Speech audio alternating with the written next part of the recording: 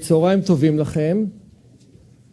אני מקווה שאתם יודעים שהכנס הזה יתנהל ברובו בשפה האנגלית. אז היו, אני לא יודע, מי שאסף אוזניות, אם יש בעיה של בהמשך.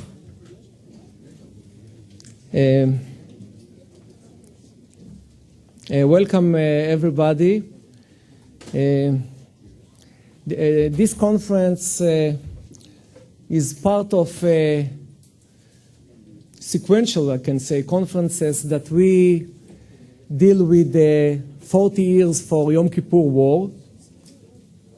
We have another one in the 6th of October, of course. Tomorrow I can say that we have another conference dealing with 20 years for Oslo. Then it's special for you. And there is linkage between, of course, 67, 73, and 20 years for Oslo Agreement. We have visitors which come from the state, special visitors which were involved in especially in the political process before, during, and after Yom Kippur War. This is Professor William Kwan, welcome. Dr. Hal Saunders, welcome also, of course. Dan Kerzer, Ambassador Dan Kerzer, and I know that Ambassador Daniel Shapiro have to be here also, but I hope that he will come later. And this is a very important opportunity for you and for us to discuss some of the issues with the people that were involved behind, you know, the events here in the Middle East. And I assume that we are going, even 40 years after the Yom Kippur War, we are going to learn some new things during this conference. I didn't know what to do. In the beginning, I have to say some words, yes, as Oded asked me. So I tried to pick up some important lesson learned from Yom Kippur War. And I can say some things which, of course, with the connection to the current situation. So one important thing is that Israel still has not decided if we are taking a policy of trying to shape the reality in the Middle East or only response to threats and the difficulties and the other problems here in our arena. So we're still in the debate, what is the better way to try to deal with the situation, the reality here in the Middle East. So this is one issue. The other issue, this is for the press, there is not enough press here in this room, that I can say that they changed their approach, because before 73 war, I can say that it was almost mobilized press, which I'm speaking about, of course, the media, which supporting the policy of the government of Israel. And today the main message of the media here in Israel is to challenge the Israeli policy and not to explain the Israeli policy. You know, the word explanation is a key word in one of our major problems, but this is not kind of the issues that I would like to cover now. Another important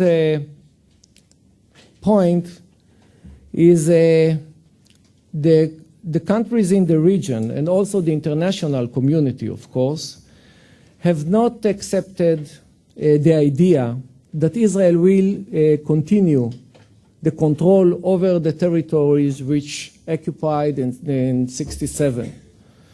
So even we didn't find a way how to solve the problem, especially between us and the Palestinians now, because Syria is not on the table, there is no any accept from the international community to recognize Israeli rights to control these areas, and also from the Arab world, and we have to be, of course, ready for that.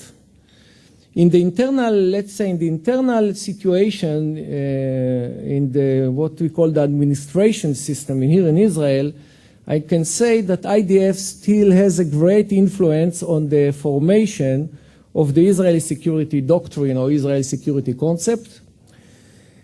Even and despite the establishment of other organizations like the National Security Council here in Israel, but they didn't put themselves in situation or a location which they can create real influence upon the security aspects. And the NSC in Israel have a great problem because of the specific situation here in Israel and the problem which the government, and especially the Prime Minister, cannot expose his real cards when you speak about political and security issues. So one of the challenge of the NSC in Israel is not to challenge the Prime Minister, not to bring the Prime Minister to a situation that he have to expose things that he prefer to hide under the table. The same problem, we can compare it before 73. There was discussions about possibility of peace process between us and Egypt, but this information, nobody shared that information, not with the political system and of course not with the citizens of Israel. And I assume that this is one of the issues that we are going to cover in this conference. You know, there is something that we can identify a positive internal trend in increased the involvement and the influence of the civil society, not all over the Middle East, also in Israel. So, okay, all over the Middle East and also in Israel. This is big change since '67. The problem, especially in Israel, but also in the other places in the Middle East, that the civil society have more power and more involvement, and they try to shape and to create pressure upon the leaders. And this is not only now only the top of the pyramid which they're taking the decision. They have to take into consideration the public opinion and other things. But most of those public opinion and civil society focus upon not the issue of national security issues. It's better for them to deal with other things like living conditions, internal affairs, social justice, and things like that. So, and we would like to see more involvement of the civilians, the civil society, in the political decision, and especially when we speak about national security decisions.